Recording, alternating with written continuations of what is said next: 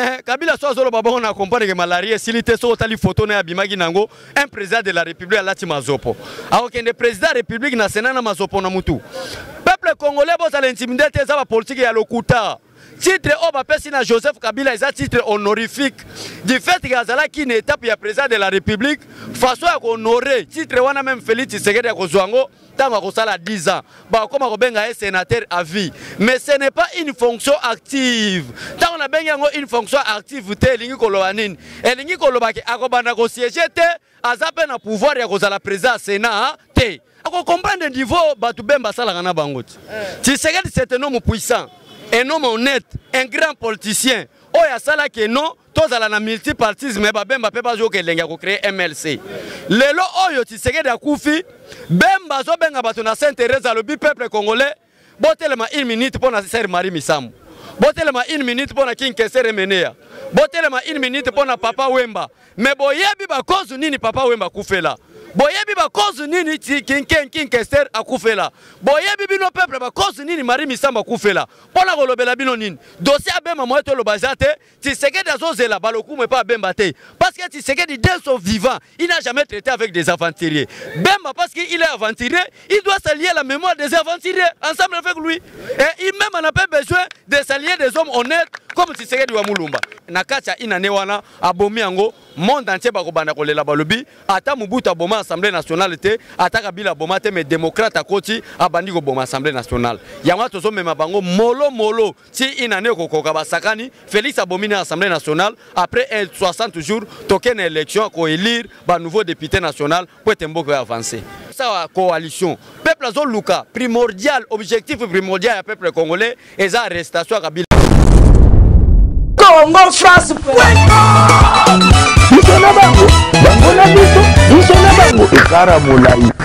France.com site ya Congo Masolo danger Masolo kitoko CongoFrance.com France boy madame la 430 sur la kwetali politique ya mboka Congo lelo vraiment bokota na ndako tonito banda mess ligne banda na lomo moto alobaka obe bosembo vraiment abechole ba sengaka ba bande pas fati ba mo bazo sa tubela l'autre ko soana abechole merci mon patron mon vieux mon président Chikito Mushashino depuis France mon patron Didi Pumba mon vieux Roger Luma mon lobelia Félix Tshisekedi a fati na kata France wana nde ba bechole bazara ne ba fils mkoko depuis mon vieux David le mon vieux Roger Luma azana kati ya France. Merci à mon vieux David Olito Motomoko bien l'homme du moment un tonton doux nazana beche toto banda mess. Na vando banda mess alelo ngana banda na tubelate na banane na lisese. Babi, les peuples d'abord, comme les macadam d'abord. Mais Mouto Zolo Babamo, maman Zomona Congo, tous un problème moko, nzala na libumuna malaria na muto moye bat ba réfléchir malamu ezate. Yango Zomona tolbake en dehors ya Félix Tshisekedi mutaloba intérêt à peuple congolais azate. Preuve à l'appui na ba domaine ya télécommunication. Kabila zako kosa mongo soki 65 millions par an, mais Félix akosi yango na 3 mois seulement. Donc pour mona ke bonne volonté ezali, eza politique ya diabolisation pour na ko détruire. Mais quiconque le Félix a bien éduqué. Et classe politique a mal éduqué. Quiconque a touché Félix Tshisekedi a profité de la bonne éducation et pour le barater à toucher. Bisonne Tozawana a mal éduqué pour tout en amalam.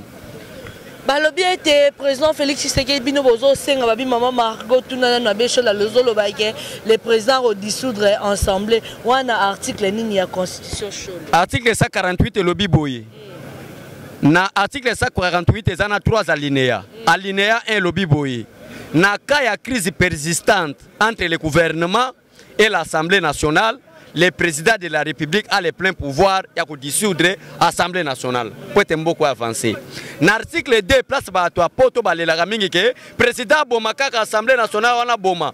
Président ko bomango mais na ba manière mo ya ko respecter ba principe na ba procédure constitutionnelle. Na alinéa 2, il y a article 148 et le but était na moment où élection est salemi pour que l'Assemblée nationale, président de la République a dissoudre, il faut que l'amboula mogo salanini et leka.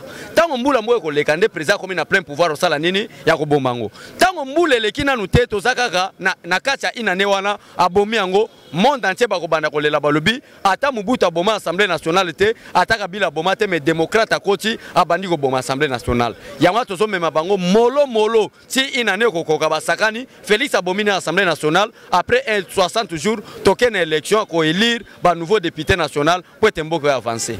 Awa boza la coalition FCC cash. Est-ce que le président Rosakar a toujours autorité à redissoudre les choses? Mais le président de la République n'a pas de compte à rendre na cash ou na Assemblée nationale ou na FCC. Le président de la République a des comptes à rendre au peuple congolais. Peuple congolais ne va voter Félix Tshisekedi ba yebisi président boy.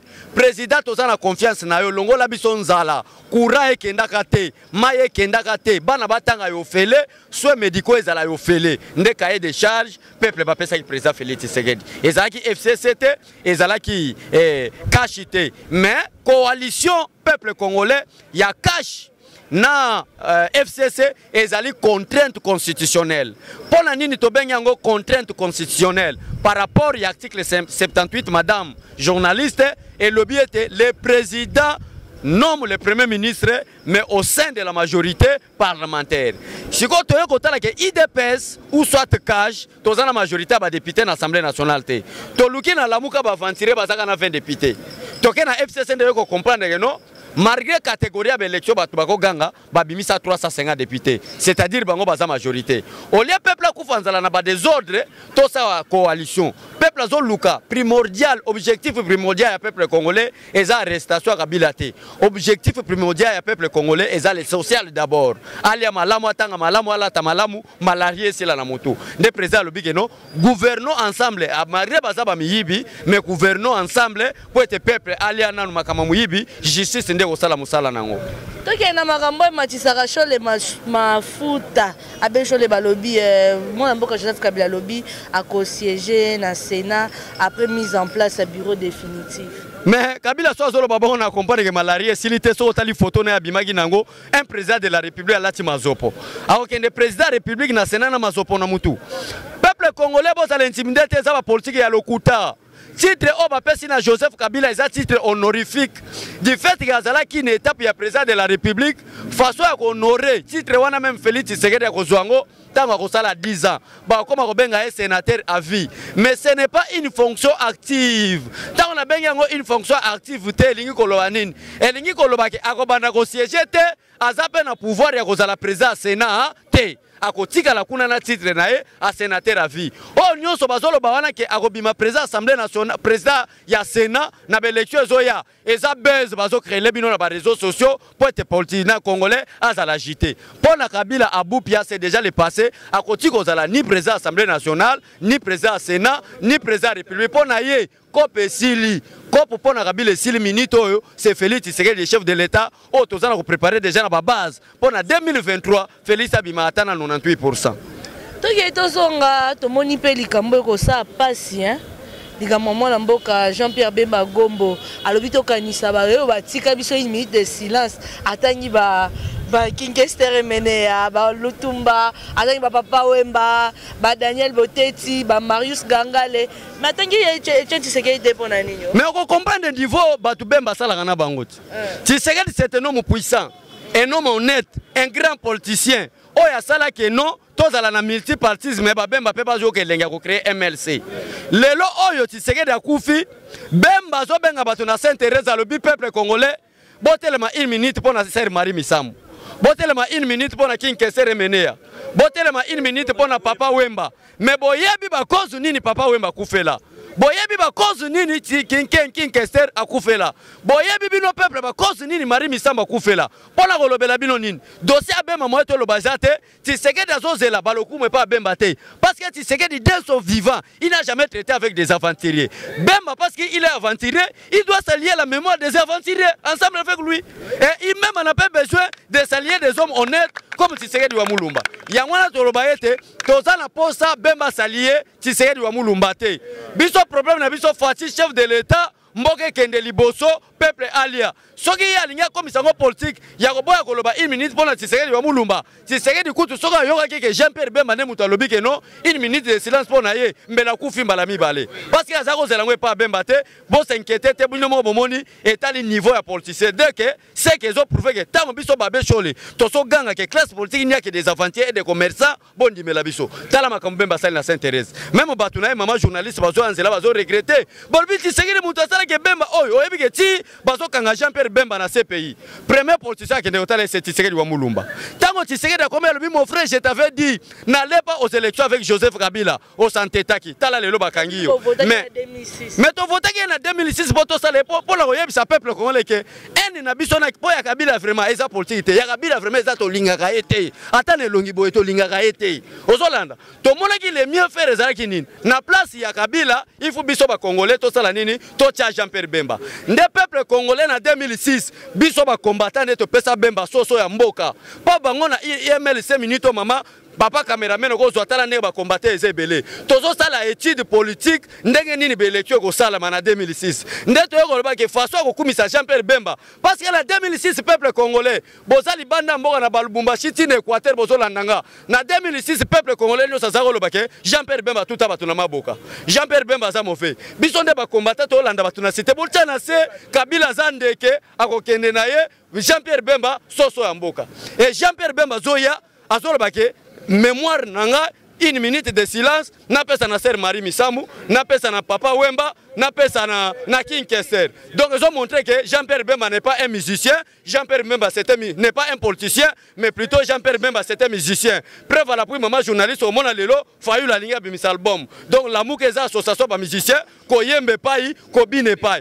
Jean-Pierre Bemba pe a prouvé le bigeno bande ko na biso baza ba musicien tika to salier mémoire na bango nde salier ka ba musicien. Mais quand on a pas mingi message au monde mboka Jean-Pierre Bemba pesi ya boy makambo vérité désir na lobi ba kende na ba marche moro pacifique et aux hommes on a dit que bango nyoso ba ka ba hypocrite maman nazo ebiso la muka association des hypocrites Adolphe Muzito azawo ya nanda koyo Martin Fayulu yoka na yebiso makambo l'équipe politique balingi ba ya na ngwa koloba ke to ultiki combat ya vérité désir eza batalokuta bazala ki ko ya na siège ya IDPS bazolo ba président Félix tango tozo kenda Afrique du Sud yondo za candidat comme opposition nzoka nde ezalaki ba mayela mabeba zawo sala pota ko Félix akokoma kuna basakana naye yanga tolobi ke Félix akotiko koloba te biso ne to potana na ba Bemba biso ne to potana ba Adolphe Muzito biso ne to potana ba Martin Fayulu Félix a la campagne en 2023. A kofanda na cité de l'Union africaine, abanda ko resino na 2028 mandat na kotika ndenge nini ou soit on a tripler les choses. Pour c'est possible à tripler sur le peuple balingi. Article 5 il y a constitution le big non, le peuple est souverain. La souveraineté appartient au peuple congolais. Peuple congolais pas ko ba non, to ba sama tabisi poto lia kala, to mela kala, so médico to zo kala, to zo ngona Félix, allez matabisi ba to ba kisaye. Wana ne musala président rose réfléchir na kotika pouvoir ndenge nini. Mais na 2023 za na tante on a Bandundu nga moko représenter Bandundu naza o Équateur représenter Équateur aza o Katanga représenter Katanga azali donc Félix Tshisekedi a osala campagne te azana ye wana pona koloba ete mama bayaki na mayele mabe Ozoyoka Bemba zolo batala na un politicien makamba zolo ba mama journaliste. D'ailleurs, je n'ai pas de problème avec Félix Tshisekedi, moi si nanga kutaza muluba. Est-ce que Bemba a des problèmes avec des tribus Luba? C'est le problème de la République démocratique du Congo, ce n'est pas le problème de présenter des femmes qui sont des Luba ou n'est pas des Luba. Bon, ceux qui moi si nous peine de connaître Équateur, ndeo lingo lo baniki, ozala Félix, na problème na Félix. Bon ba politicien ba bala ba Luba te. C'est que baza banguni Félix Tshisekedi, ou soit Félix Yemoro, abala pe muluba te, abala mushwaili. Est-ce que nako yebisa Moïse Katumbi ke loko za muto ba shwaili? Ça c'est des aventuriers en matière de politique. Il doit cesser à faire la politique. Terre à terre. Je n'ai pas de problème avec Félix Tshisekedi. Vous regardez d'abord ma femme et des tribus Luba. Et la politique à Banamike, tu dois cesser et comprendre la politique, mais c'est Jean-Pierre Bemba. Toketo Songa, Mboka Bechole, les lots moni était présent, Félix Tshisekedi, aux uns qui se sont inakatsa kankokolo. Par exemple, militaire, c'est la salaire et matagnon, ce matin. Pourquoi aux uns qui savent pas maïba au Kenamaï? Président de la République avant de proclamer la Cour constitutionnelle na requête kuna déjà 30 000 bakisa mangi likolo salaire ba soda.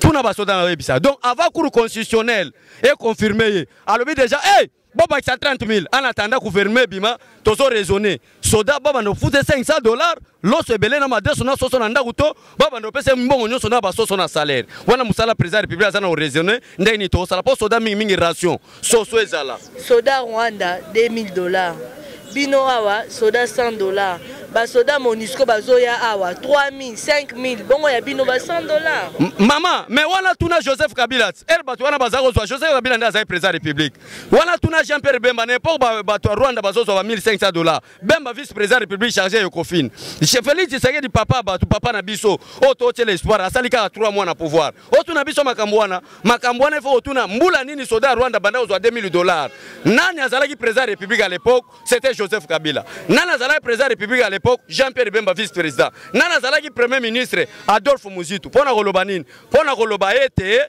problème ya Félix Tshisekedi gouvernement ebima tango gouvernement ko bima boko mona ndenge soda bana futa mamalamu parce que na mayele ya président république alobi santé sécurité eza na priorité na ye pour l'intérêt ya peuple congolais pona koloba nini pona koloba ete bande kona biso ba soda boza la calme tala mai yango yo mama so komi na tia kancha okoti na hôpital ya ba militaire o lobake o hôpital place bana ya ba président ba États-Unis ba yaka zo soin to eza nini kancha te komi propre ba latrine ya propre donc pona kolobake no salaire na bango pe e ko sala malamu lelo banderono ba sango vérité des urnes bagende kokutana mona mboka Félix Tshisekedi ayambaki bango abeshole omonteke moto no aka obe moka kazomi chambutu na moto te bana Congo onyo saza congolais azana souci à Congo kolandano abeshole te abeshole c'était un aventurier total, un comédien, je vous dis la vérité. Balobi, la charité bien ordonnée commence par soi-même. Donassé Chole accueilli vendredi le 21 dans la cité de l'Union africaine bakutana président République. Abimi libanda batie micro. Donassé Chole azolo baboye. Tomoni ba avancée significative. Tomoni que président de la République actuelle a la volonté ya kobongisa social à peuple congolais. Abe Chole soki ado na ebité soki abe azongi na couvent aye kozonga lendi azosala communiquer et loko nga na regretter. Mais c'est l'abbé, vous êtes pasteur ou vous êtes politicien? Parce que pasteur a l'obagabo solo. Si vous avez un la télévision, bandi minabiso église catholique, pourquoi on a appris en église catholique? Ah, on a ligné que Yebisa Eba Longwa pour 666 pesoya. Bilon de Bobé, 666, place Patubakendeli Felo. Et bandi ko prouvé na lokuta na yo. Vendredi, au le président de la République, au lobby Makamusus. Oye lundi, au so Yebisa peuple que Zala vigilant, tozo mona comme si Makamoso qui est bien. Bon, au so la malaria, tous ont un problème à raisonnement. Au moment la place, tous ont se posé problème. Mais c'est la bêche de Nation Chole. Non seulement Baso Luka, ni Bala Luka, Félix Tshisekedi a fâché Tinda Basoda Bakangaye, pour Balbake, Pitala Bakangi Abe. Déclaration à la Bongo Sabongo. Ata Mubuta Kanga Babete, or que Mubuta Bomana Bamonseigneur. Mais Félix Albe a donné sur la zé locoté, a locoté. Aka Mutudo a locoté. Sur ton bito 2 minutes au Togozo, a locoté. Allez, ça a communion, mais na Maboko Makila. Tout bela wapi, Maboko Makila, problème na Bango Zanini. Nakindo Kibazoa Bakanga Congo. Papa maman bateka kaba koni bazwa mongo wana baya kopesa bango chaque dimanche offrande na maloba douceur bazana ngolo kola nyoka kokosa ka batu baya ko comprendre que le Congo maintenant est délivré à travers la prière faite par le président de la République na stade de Marty. Donc bango bazana parté. Deuxièmement peuple congolais abesho la zo banganine. Ayebisa ka président de la République ya comme président Seni a remplacé Nanga. Si vous avez l'élection, je crois d'ici fin juin, pour pas bimisa président, nde ake kuna pour battre président Seni na 2023 bimisa Martin Fayulu ndeko ne président République. Si vous président République ndeko na biso. Te ndeko Yesu même na Bible ba yebise ke te Yesu même na Bible ba yebise ke mama na yo na papa na zo luka yo. Yesu a répondu bango biki mama na ngana papa na ngaza oyo azoto salilo banzambe. Ngai pe na question na yebise ke papa na ngana mama na ngana minito oyo o azo respecter intérêt ya peuple congolais. Lokola intérêt ya peuple congolais za maboka Félix Tshisekedi nde azande konanga. Tika makamba tribalisme Martin Fayulu ndeko na ndako nanga mboka nini. Na kombo nini abandu ndoyoka kombo nango Fayulu Madidi. Ezalaka te. Tika ba kombo wana mama ngana za mubunda idiofa. Martin Fayulu azoke kosa batuke aza muta idiofa. Na idiofa komba idiofa ezaba kombo moko yoka solo kwa kombo nanga. Lumbu Onken wana eza komba babunda. Ezo identifier ba moke muta mubunda yeyo. Onken. Mais ozoka kombo Martin Fayulu Madidi.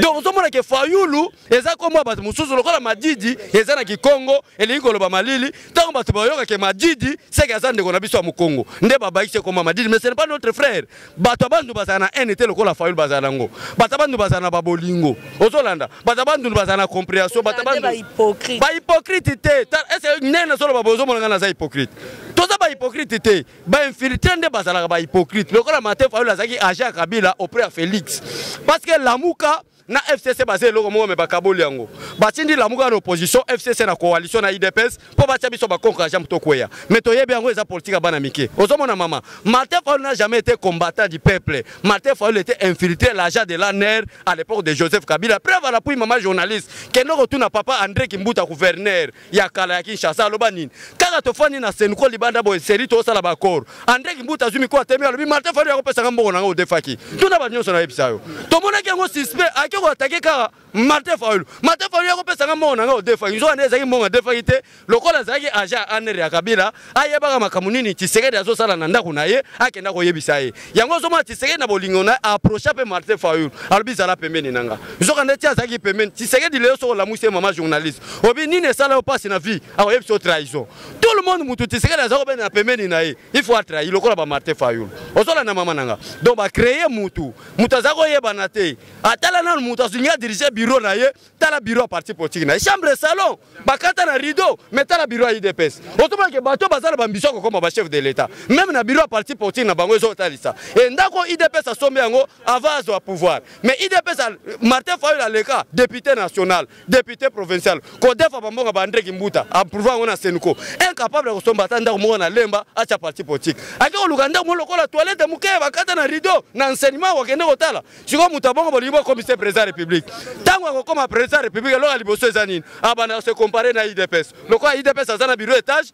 ngabe na luka bureau parti politique étage poto ko kana na bango ozomona mama nanga pona olobake nini bana mboka boza la calme Félix Tshisekedi pouvoir na premièrement et uche pa nzambe deuxièmement ba américain balobi matuza yo ozofana no so ba yo Kabila et l'autre côté ba américain ba tali na satellite dakinga kachi boy soka amekika boy beko kraka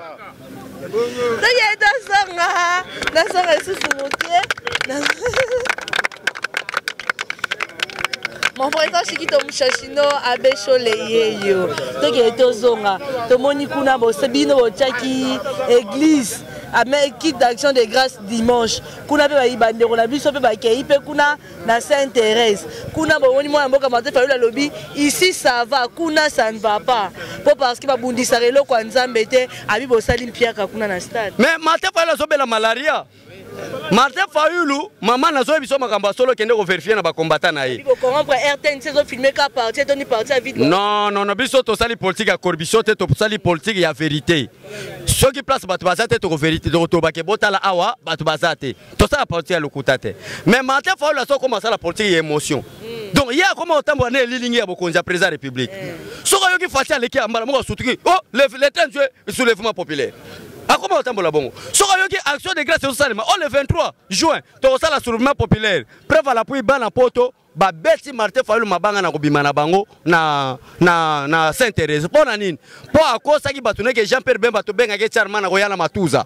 Batala boy Jean-Pierre Bemba zo ya chemise kutu ya pete. Ata veste te. Ozola na mama na ba comprendre que c'était un aventurier. Ba bambie mabanga. Po zo ke le koyebisa ba base na ye. Aso ke no loba ke no Bemba zo ya. Tokende toko profiter tango Bemba koya toko buka basota muto toko panza batu toko bebisa basu tuka boye Bemba zo bima na aéroport tozako kanisa ke akoya na veste nenga yaki na série wana totala boye Bemba pe abimine na chemise moko pete lokola mutu ma zo senga olomeke na teka nyonso na CPI na zane loko te na yeko négocier akomi Fayulu azo la polémique mais Bemba zo lobani na boy polémique combat vérité des urnes eza combat na ngote na yebisa bino kala ke Bemba era koya ko négocier poste qui vivra verra mikolo koya boka mwate so bomoni batinje directeur à DG na lufu eza problème te za ngope musala akende travailler pour l'intérêt du peuple congolais. Voilà. Tomoni était bauti ko menacer Chibala o azaki parmi ba combattants na bino lelo Chibala ba menacer na poto lelo seni pezo kende na chute et bazo changer président ya sika Kalamba azawa utare pa bino po ete to bite banyo so bayebi que basengaka bacha mwana mboka Jacques Chabani sika Kalamba mais et simba kité. Est-ce que IDPS pozo présenter lelo motoni nyoroki ko kende lelo ko vana na ngwende ya mopanzi ya seni. Toza na réunion makasi parce que ba posa ba seni wana fucha ba combattant. Kocha ba cadre te toluka combattant moko ya kanda lokola biso boye. Batindi ata seni po mutu lokola Félix to ana kanda nenga bima na 64%. Na posa mutu mo rapporter be élection la nango malamu po azwa ni fisc ata 98%. Donc tozo luko yebi ke peuple congolais azana nzala et IDPS c'est parti moko les plus infiltrés. O mona mutu muso aza pembe na binonso ande mutu aner. Mama ngana zo biso na enseignement tiseke tozwa. Combattant IDPS na talent elongi na yoki e karata na za aveugle. Na yoki ka réflexion na zo bima na muno. Na basa c'était un aventurier. So azape combattant na basa c'était combattant. Ni otala Kovo Ingila. Kovo Ingila total to compagnie c'était un escroc. Si bala même era sala qui a na IDPS ça na poids politique te. To ça mon liste toboka zo bomba na ba chaussette. Siko Kabila ke ko lukaka muto liste toboka po akose ba document na liste amona rabieta signaka bongo. Or selon accord ya Saint-Sylvestre etanga makike, selon accord ya Saint-Sylvestre etanga makike, Félix Tshisekedi ndia kozala premier ministre. Tshisekedi wa mulumba kozala président ya CNSA. Kabila tali Félix na domaine spirituel aza puissant que ye. Na domaine intellectuel aza puissant que ye. Na domaine physique aza plus puissant que ye. Na domaine habillement aza plus puissant que ye. Habité na kozwa muto alekinga na nyoso te na kezwa l'homme le plus faible. Or que na combattant IDPS ne toza boy. Toza na bato baza makasi lokwa ba Félix na catégorie ba président de la République, toza na catégorie ba bato baza makasi na catégorie ba premier ministre, lokola ba Gise Kabuya, lokola ba Jean-Marc Kabund. Toza na catégorie ba bato pe ba service ya assainissement, lokola ba Tibalana ba Ingele photo. Osomona. Kabila era compagnie bato ba tia bango poste ba premier ministre te akebenga Tibala. Bitala yo nanu ozali to otoboka. Ofutela kana lemba. Ozolanda. Bomba mbombo na ba chaussette na lo ba chose vrai ko to na ba combattant. Abomba mbongo na ba chaussette. Ozolanda. Na kasi ya siège a ba combattant toliaka madesu ba mama na biso akasai balambe la biso to be ngo nkunde. Loso na madesu ba tie soupe ya bien na sukali. Tibala zako wele ngo na biso awa. Osebisa mama zoteka mama bagise za mukena ali ala tonda. Ozolanda. Siko Kabila era yako compagnie que c'était l'aventurier.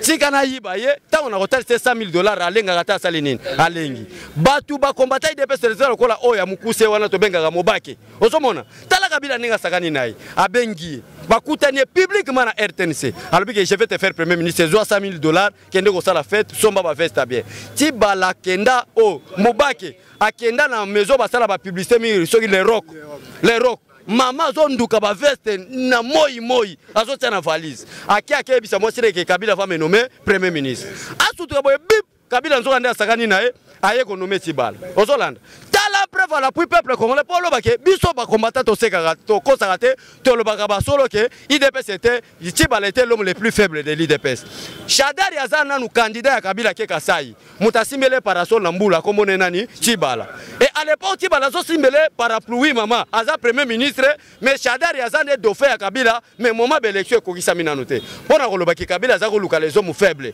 quand so Kabila za ko luka les hommes faibles ko découvrir que l'homme faible zaki nani Tibala preuve la puis bande on a biso apoto mone ba sakani na balbi ke yo ozo ki sibiso soni nanu to za ko bomo na IDPS liste za ko toboka lelo oyo lingi oyo ko mata metro moko na biso o mata biso moko na biso moko te sala nini zonga ba bengani pona lobaki Tibala était un homme faible soki Tshisekedi wa mulumba à l'époque soki pouvoir Tibala linga ko mata bourgmestre te to linga to tiena service assainissement akombola bala bala pona lita salaki mais abongama ki po la premier ministre te il y a des compétents na IDPS ba salama pona bien wa premier ministre lokola ba papa na biso lokola ba biso ba combattre ozomona to za na compétence aux premier ministre pour politique sala nini e fanda to lenga devant mbongo te o mbongo boy to lenga te to za wana pona intérêt à peuple congolais preuve la puis to za nanu 11h tala moi o to sala émission na moi preuve la puis botala ndenge mama journaliste ala tikepi to za en plein soleil to solo la nini to solo makamu ndenge be masola ya ba mari misambu te mais to solo la politique ezoke ndenge nini na niveau étranger na niveau interne donc to débattre ka politique yangwana soko za na bozui boluka bosunga ba parlementaire de boyo lelo soki Félix Tshisekedi aza président c'est grâce au parlementaire debout lelo soki Félix Tshisekedi alongola signature na Genève grâce à ba parlement debout et bandela ki ka biso awa to lobike oyo koya eya si to sala Félix Tshisekedi a retiré signature biso tozo senga te mais à un moment donné bo bengi ata Delphin bo confirmer ngo pe pananga ke ne fait que combattant ba melata Gilles le 30 juin ba parlementaire debout to sombe ata ba tono ya ba jiawa ba somela bango pona fêter indépendance nzambe likolo pa ko sala nini a ko pambola. Tobi, les 30 jours nous bien indépendance chacha, mais les 30 jours c'est soulèvement populaire. Pour bande de diaspora, parce que tinda pe motivation na bango. Pour pas la limiter ba robima boy, mombele babimi boy, gombe babimi boy, chao babimi boy. Premièrement, nous maman journaliste limiter tango babima reza ba combattre IDPS. Gombe tango batu babima ka ezala ba combattre IDPS. Nazo yebiso soulèvement ezate. Oyo wana peuple congolais matin fa zo sala ba stratégie pour ba benga ya za ta ministre éducation. Politique ya Afrique na Congo ezala bongo. Ko lobezate aza lokote soulèvement ezate.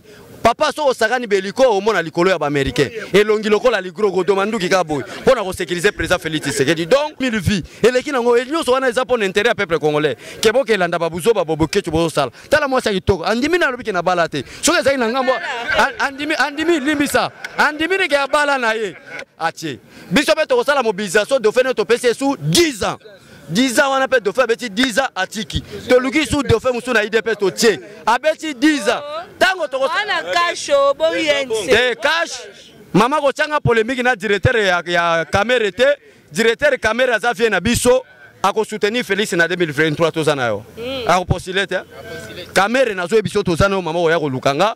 A soutenir président Félix na 2023. Pour souci na biso ezanine. Souci na biso que malgré le directeur de cabinet caméra sala be rebelle. Wana même yo yebi que caméra sala be béré. Donc les loso ibatu musu bana kanda président Félix pour na caméra. Mais tozo bomangoka. Et caméra ko sala erreur teke na 2023 sala erreur a postuler. Pour ça postuler peuple ko fâché sous contre les makasi. Oso mon. Pour te remettre ba conseiller ba jimpa. Apesi bango ba jimpa. Ba jimpa ba pesi ba conseiller ya remettre na grade à directeur mais mbongo bimina trésor public na frais à fonctionnement à la présidence de la République. Mais le problème est il faut respecter le directeur du cabinet de la caméra et geste à ça qui a légué là Martin Fayulu na Maël. Il y a un respect aux ango to lingara to le belé ma bête. Malgré l'erreur nous ça les passer à ça là naïe. To yebi ka ça la erreur rebelle les passer en dima budget. Il y a 2 milliards n'importe qui zeng après ministre mais moi to le belango exact pour ça vient na biso à soutenir Félix Tshisekedi mais babilo musuba arme musuba ko bimaso ki mutako trahi Félix na 2023. Ndeto zo ba cartouche mususu to tie oyo ko beta na nzoto e beti.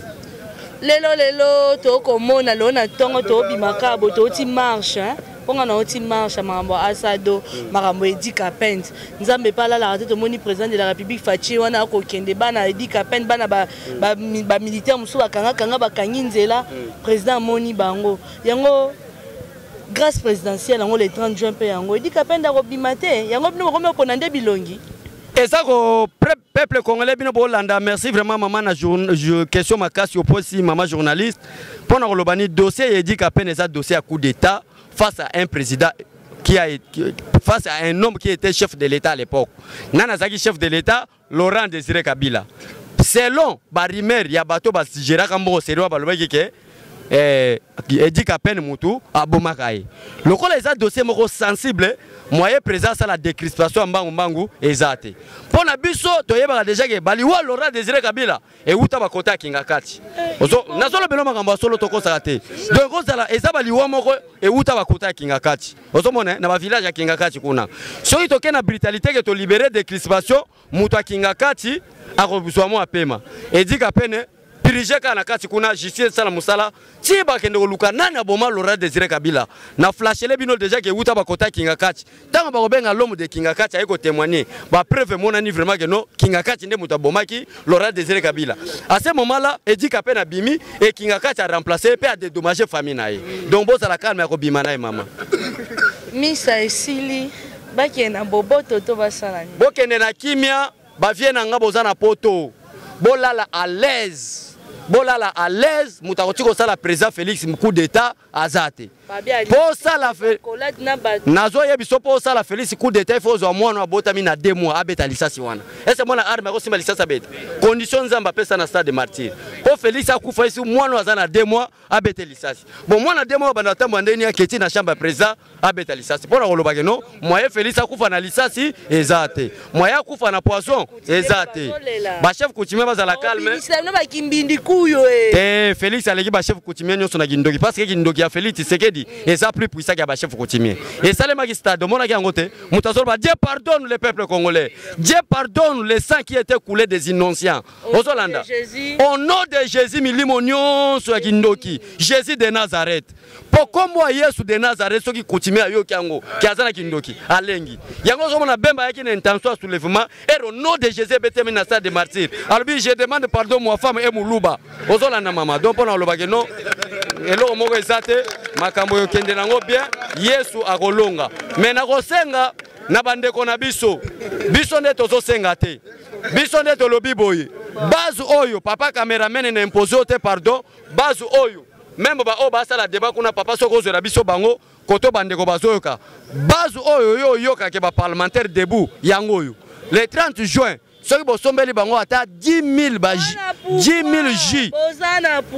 pouvoir tozana ngo ezate ke Félix akende na banka bimisa $100,000 pour ba combattre balia peuple akufanzala bwana bendie ana limited ba fiesta mama na so yebisa yo pouvoir a Félix Tshisekedi eza bendie te bendie peuple congolais bakenda ko mona Félix Tshisekedi ba pesa 1 milliard lokola don pour basala ba tricherie Félix ayitu bango boye bozonga na enveloppe na bino mais bo futa ba fonctionnaire na bino malamu Félix a sorti la pour na ba combattant ba docteur gaz te ba docteur problème na bango zo la résolu na ebité so bolanda ka réunion oyo Félix Tshisekedi asalaki na ba corps sanitaire ayebisa bango nini priorité na nga liboso na social ezali la sécurité et la santé.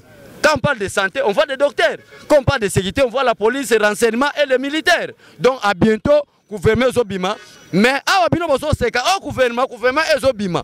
Bapé son salaire na $5,000, makamba kutuna soute ezanga to bosani. Zoaka kene nanda le roi boluka kimbongo. Gouvernement yango Zobima pour vivre, ba salaire boko so. Donc maman message nanga sou ezali nana posa le 30 juin. Lokola bakangi soulèvement. Combattant nyoso za na droit ata agir.